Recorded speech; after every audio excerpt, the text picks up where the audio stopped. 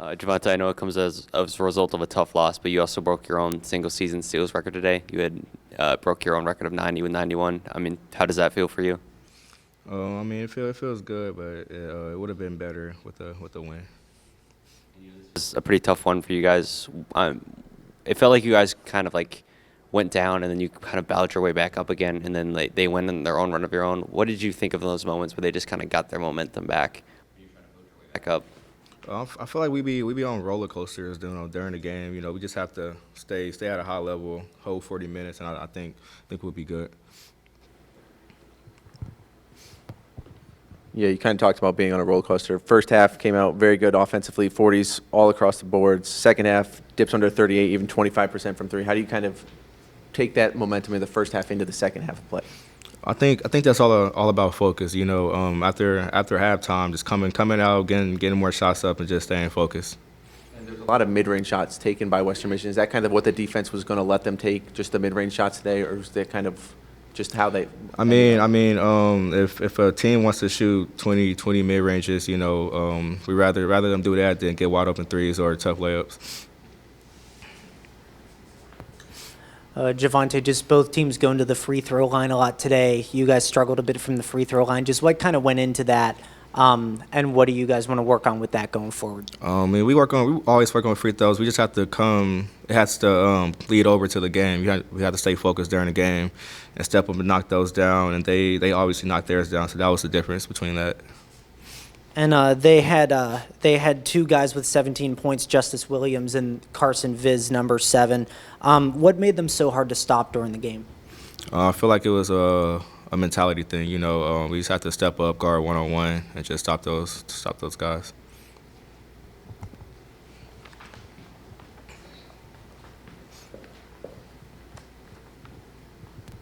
Javante, with there only being 2 games in the regular season left, what do you think the team's mentality needs to be, heading into those next 2 games? Win.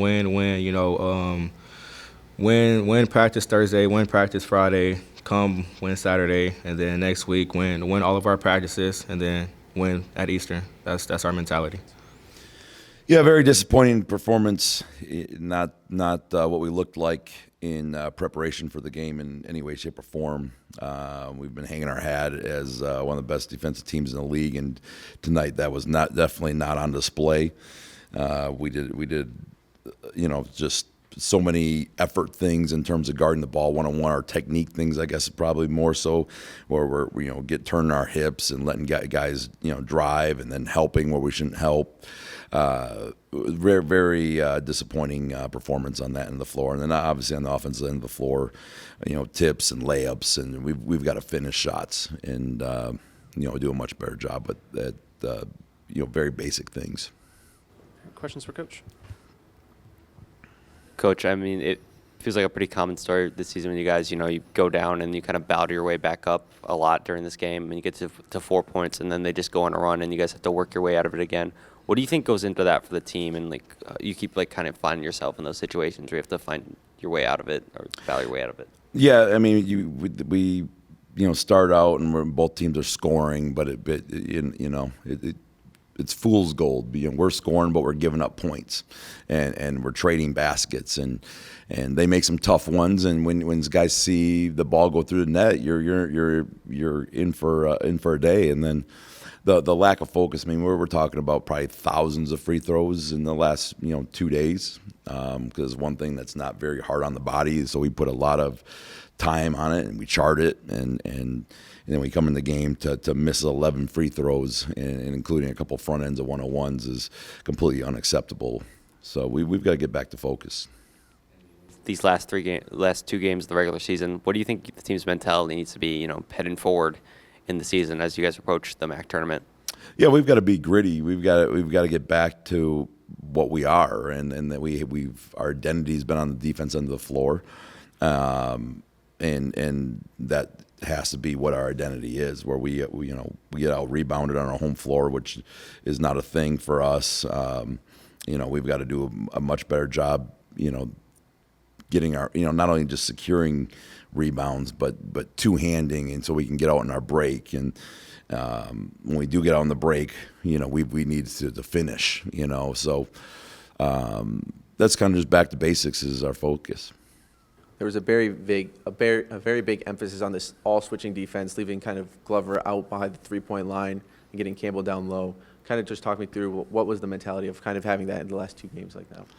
Yeah, we didn't start that way, and you know, our base defense was struggling in the first half. So the second half we went to more switching with Troy, and then also going small ball with Sam. We weren't particularly really worried about being impacted in the post. So we felt like we could have our length on some of their drivers more on top, and all in all, our bigs did a pretty good job on the perimeter. The reality is our perimeter defense, probably from the rest of our group, was not very good. And Goins gets in the first half, puts up 7 points, doesn't play the second half. Just kind of what went through that mindset? Really just because of what we needed to do defensively. We were really struggling, and they were making those mid-range shots. When Aiden's in the game, a lot of times we're in a drop coverage, and teams that start making those 15-footers against the drop coverage, it really puts we needed a lead so that we could kind of protect him a little bit more and then use his offensive prowess. But it was really just more so for defensive coverages. Guys, what made E.J. Ryan such a tough player to stop in the first half when he was kind of shooting the lights out from mid-range and 3? Yeah, I mean, we help off too much. We short close out on him. And, so he gets to see 2 go through the net, and then he hits a couple mid ranges that are semi-contested, and those are low percentage shots overall. But because you allow him to get a couple catch and shoots, it's it's frustrating. And you let him get a little confidence. So we've got to come out the gate and follow game plan and scout report way more with attention and take less gambles out there. It felt like you guys were very hot and cold today. You guys opened the second half pretty hot with scoring-wise, scored 6 straight points, and then you guys just kind of fell back into being sort of a cold shooting team. What do you think goes into those stretches for the team, like those long periods of just being cold from shooting and whatnot? Yeah, I mean, we've also got to look at some personnel. I mean, I think kind of we run hot and cold, and I think it's somewhat of guys that we're depending on, don't always make shots at consistent rate. We'll be 5 for 6 and then 1 for 6 or whatever may be the case. So we've got to find a little more reliability and consistency. So because when those stretches go, whether it was a 9-1 stretch for them, that was the difference in the game in the middle of that second half between medias, and we're just missing open shots. And that's really what goes into it. And so we don't have that consistency, and we really haven't had it all year. Coach, obviously you mentioned in your opening statement big struggles from the free throw line tonight. Just what do you think went into that? Was it a mental thing, physical thing? And what's the plan to work on that going forward? I mean, it's completely with our lack of focus. I mean, yesterday we have guys shooting 300 in a day because we report it in our group text. Coaches work get on the floor, and guys are required to shoot 100 a day. Statted, and for everyone you miss is another 100 in a game, and some guys are shooting 300, 600 over the last 2 days, and you see the percentages, and you're like, okay, that's we're making them. And it's for whatever reason, when the lights come on, we get streaky in that area. You can't shoot 66 in college basketball games from the free throw line. We're too talented for that. And Sam Towns had a big night, 22 points, a lot of rebounds for him. Just what do you think helped him have a good performance, and what's going to be the key sort of getting those big performances from the rest of the group?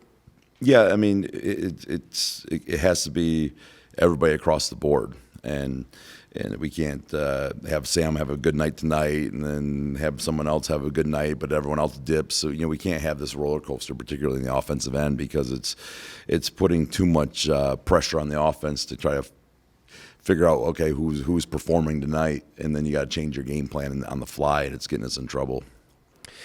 Coach, we saw a couple Broncos come off the bench. Carson Viss with 17 points, Sherrod Barnes with 15, which totaled to 32 bench points for them. How do you, relay the message to your team to not only, focus on what they have at the starting five, but also worry about what's coming off the bench as well. Yeah, I mean, we give up 20 free throws to those guys. I mean, it just our ability to guard one-on-one on the perimeter was really, really poor in the second half. They kind of slowed it down, just spread us out, and just exploited it. And we did.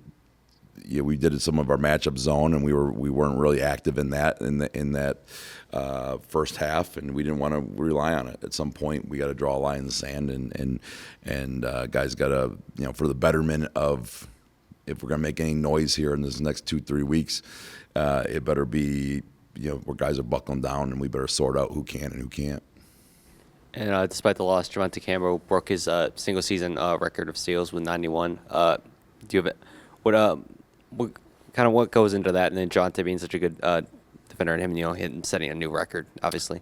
Yeah, I mean, he's been such a pleasure to coach. I mean, he gives his all, and he's an all effort guy, and so to have a record of that nature just kind of tells you how hard he plays. He gets his hands on so many balls, there's so many deflections, and impacts the game much more than just the steals. But hats off to him. He's a special defender in that way.